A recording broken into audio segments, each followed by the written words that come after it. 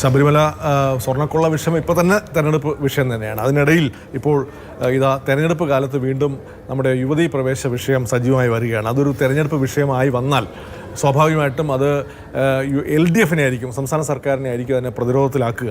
അപ്പോൾ LDF വെട്ടിലാക്കാൻ ഈ വിഷയം കാരണമാകുമോ എന്നതാണ്. എങ്ങനെ വെട്ടിലാക്കും? സ്വാഭാവികമായിട്ടും ഇപ്പോൾ തന്നെ രാഷ്ട്രീയ നേതാക്കളായ UDF പിന്നെ BJP ഒക്കെ നേതാക്കൾ ഉന്നയിച്ചു കഴിഞ്ഞു. സംസ്ഥാന സർക്കാർ ഒരു അഫിഡാവിറ്റ് അവിടെ കൊടുത്തിട്ടുണ്ട്. ആ അഫിഡാവിറ്റിൻ്റെ കൂടി അടിസ്ഥാനത്തിലാണ് സുപ്രീം കോടതിയുടെ ഒരു വിധി വന്നത്. അപ്പോൾ സ്വാഭാവികമായിട്ടും ആ അഫിഡാവിറ്റ് നിലനിർത്തുമോ അല്ലെങ്കിൽ അതിൽ ഉറച്ചു നിൽക്കുന്നുണ്ടോ, തിരുത്തുമോ എന്നൊക്കെയുള്ള ഒരു ചോദ്യം എപ്പോഴും സംസ്ഥാന സർക്കാരും LDF നേരിടേണ്ടി വരുന്നു. ആ ചോദ്യത്തിൽ തന്നെ ഇപ്പോൾ തന്നെ അവർ നേരിട്ടുകൊണ്ടിരിക്കുകയാണ്. അല്ല, സർക്കാർ ആ തീരുമാനം ഒരുപക്ഷെ തിരുത്തിയാലോ? നമുക്കിപ്പോൾ എന്താണെന്നുള്ളത് സർക്കാർ വ്യക്തമാക്കുന്നില്ല. തിരുത്തിയാലോ? അങ്ങനെ തീരുമാനിക്കാൻ കഴിയുമോ എന്നുള്ളൊരു പ്രശ്നമുണ്ട്. സംസ്ഥാന സർക്കാരിന് അല്ല, ഇപ്പോൾ പാർട്ടിക്ക് അല്ലെങ്കിൽ CPM-നും ഇടതുപക്ഷ മുന്നണിക്കൊക്കെ അങ്ങനെ ഒരു പൊളിറ്റിക്കൽ സ്റ്റാൻഡ് ഉണ്ട്. പക്ഷേ എന്നാൽ വിശ്വാസികളുടെ പിന്നെ വികാരം കൂടി പരിഗണിച്ച് മാത്രമേ തീരുമാനിക്കുകയുള്ളൂ എന്നും പറഞ്ഞു. പക്ഷേ ഇന്നിപ്പോൾ നിയമമന്ത്രി P. രാജീവിൻ്റെ ഒരു മറുപടി കേൾക്കുമ്പോൾ അത് വളരെ ക്ലവറായിട്ടാണ് അതിനകത്ത് മറുപടി പറഞ്ഞിരിക്കുന്നത്.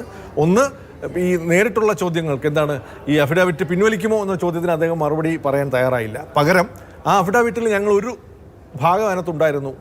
എന്താണ് ഈ ആചാരങ്ങളുമായി ബന്ധപ്പെട്ട് അതിലെ പിന്നെ വിശ്വാസികളുടെ ഭാഗത്തു നിന്നുള്ള ആരെങ്കിലും അല്ലെങ്കിൽ ഉന്നതന്മാരുടെ അഭിപ്രായം, അതോടൊപ്പം തന്നെ സാമൂഹിക പരിഷ്കരണ രംഗത്തുള്ള അഭിപ്രായമൊക്കെ കണക്കിലെടുത്ത് ഒരു ഉചിതമായ തീരുമാനം എടുക്കണം എന്നൊക്കെയുള്ള ഒരു നിലപാടിലേക്ക് പതുക്കെ തന്ത്രപൂർവ്വം മാറുക എന്നല്ലാതെ.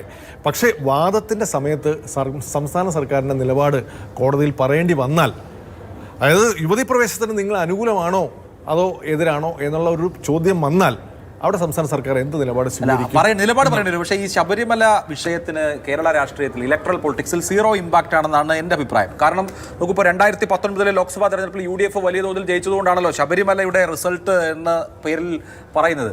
2024 അതേ വിജയം UDF ആവർത്തിച്ചല്ലോ, അന്ന് ശബരിമല ഉണ്ടായിരുന്നില്ല എന്ന് മാത്രമല്ല. ഇപ്പോൾ 2019 ജനുവരിയിലാണ് ബിന്ദു അമ്മണിയും കനകദുർഗയും ശബരിമലയിൽ കയറുന്നത്. അതേ വർഷം ഒക്ടോബറിൽ നടന്ന ഉപതെരഞ്ഞെടുപ്പിലാണ് കോന്നി മണ്ഡലത്തിൽ 1996 ശേഷം ആദ്യമായിട്ട് LDF ജയിക്കുന്നത്. KU ജനീഷ് കുമാർ അവിടെ ജയിക്കുന്നത്. കഴിഞ്ഞ 2021 നിയമസഭാ തെരഞ്ഞെടുപ്പിലെ മുഖ്യ വിഷയം ശബരിമലയായിരുന്നു.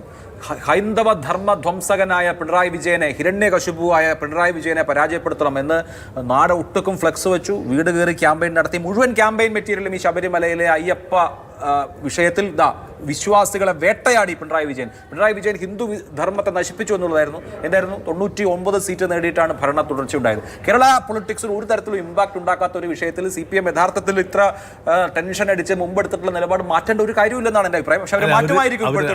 അഭിലാഷ്, ഇപ്പോൾ ഈ വാർത്ത വന്നതിന് ശേഷം, അതായത് പുനഃപരിശോധന ഹർജി പരിഗണിക്കുന്നു എന്നുള്ള വാർത്ത വരുന്നു. ഇന്ന് P. രാജീവ് വാർത്താ സമ്മേളനം നടത്തുന്നു. പഴയ നിലപാടിൽ മാറ്റമില്ലെങ്കിൽ അത് തുറന്നു പറയേണ്ടതില്ലേ? അത് തുറന്നു പറയുന്നില്ല. അപ്പോ അതിനകത്ത് മാറ്റമായിരിക്കും. നേരത്തെ കൊടുത്ത ഒരു നിലപാടുണ്ടല്ലോ, ആ നിലപാട് അവിടെ നിൽക്കുകയാണല്ലോ. ആ നിലപാടിന് ഇപ്പോൾ വന്നിട്ടുള്ള വിഷയങ്ങൾ എന്താണെന്നുള്ള കാര്യം പഠിച്ചതിന് ശേഷം എപ്പോഴാണോ മറുപടി കൊടുക്കേണ്ടത് ആ സമയത്ത് മറുപടി കൊടുക്കുമെന്നാണ് P. രാജീവ് പറഞ്ഞായിട്ട് ഞാൻ മനസ്സിലാക്കിയത്. എന്ന് മാത്രമല്ല, വിശ്വാസികളുടെ വിശ്വാസം സംരക്ഷിക്കേണ്ടത് ഞങ്ങളുടെ ബാധ്യതയാണോ, ആ ഉത്തരവാദിത്വം ഞങ്ങൾ നിറവേറ്റുമെന്നും അദ്ദേഹം പറയുന്നതിനകത്തുണ്ട്. അപ്പോൾ സ്വാഭാവികമായിട്ടും ഈ സത്യവാങ്മൂലത്തിൽ ഒരു മാറ്റം വരുത്തണമെങ്കിൽ ആ മാറ്റം വരുത്താൻ സംസ്ഥാന സർക്കാർ തയ്യാറാണെന്നുള്ള ധ്വനിയാണല്ലോ അതിലൂടെ വരുന്നത്. അത് അവർ സമയമാകുമ്പോൾ പറയേണ്ട സമയത്ത് ഞങ്ങൾ പറയും. നേരിട്ട് പറയേണ്ട കാര്യമില്ല. സർക്കാരിന് ഇപ്പോൾ ഇതിൽ അഭിമാന പ്രശ്നമൊന്നും തോന്നേണ്ട കാര്യമുണ്ടെന്ന് എനിക്ക് തോന്നുന്നില്ല. സർക്കാരിൻ്റെ നിലപാട് എന്താണെന്ന് നേരത്തെ നൽകിയ സത്യവാങ്മൂലത്തിൽ വ്യക്തമായല്ലോ. ഞങ്ങൾ ഇതിന് അനുകൂലമാണെന്നാണ് സർക്കാരിൻ്റെ രാഷ്ട്രീയമായും നയപരമായുള്ള നിലപാട്. പക്ഷേ സാമൂഹിക സാഹചര്യം അതിന് അനുകൂലമല്ല, വിശ്വാസികൾ അതിനെതിരാണ്. അപ്പോൾ ഒരു ജനാധിപത്യ സർക്കാർ എന്താ ചെയ്യേണ്ടത്? ആ വിശ്വാസികളെ കൂടി ഉൾക്കൊള്ളണം. ഈ ഒരു സാമൂഹിക പ്രശ്നങ്ങളില്ലാതെ, ഒരു വർഗീയ പ്രശ്നങ്ങളൊന്നും ഇല്ലാതെ ഈ നാട്ടിൽ സമാധാനം നിലനിൽക്കണ്ടേ? അതിനുവേണ്ടി സർക്കാർ ഒരു നിലപാട് സ്വീകരിക്കണം. അത് നിലപാട് സ്വീകരിക്കുന്നത് ജനങ്ങൾക്ക് മുമ്പിൽ തുറന്നു പറയുന്നതിൽ ഇപ്പോൾ അഭിമാനക്കുറവിന്റെ കാര്യമുണ്ടോ?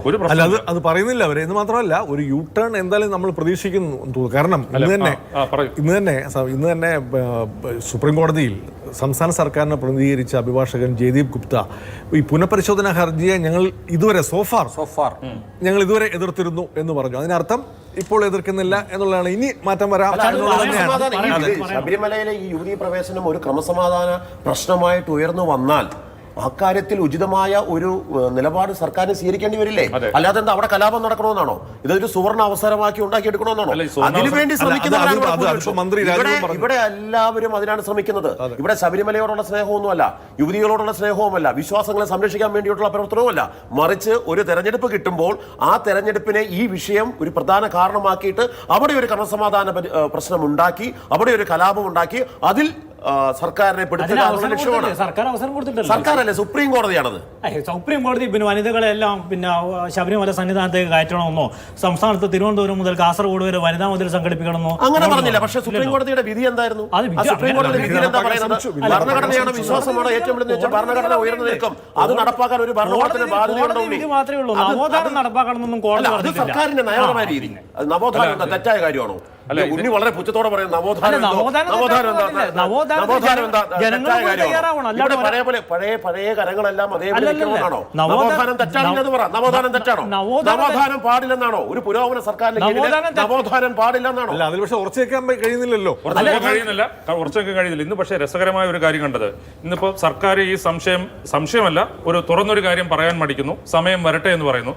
ഈ അവസരം മുതലാക്കിയാണ് ബി.ജെ.പിയുടെ ഒരു പ്രസ്താവന കണ്ടു. ഈ കേരളത്തിലുള്ളത് യു ടേൺ സർക്കാരാണ്. അപ്പോ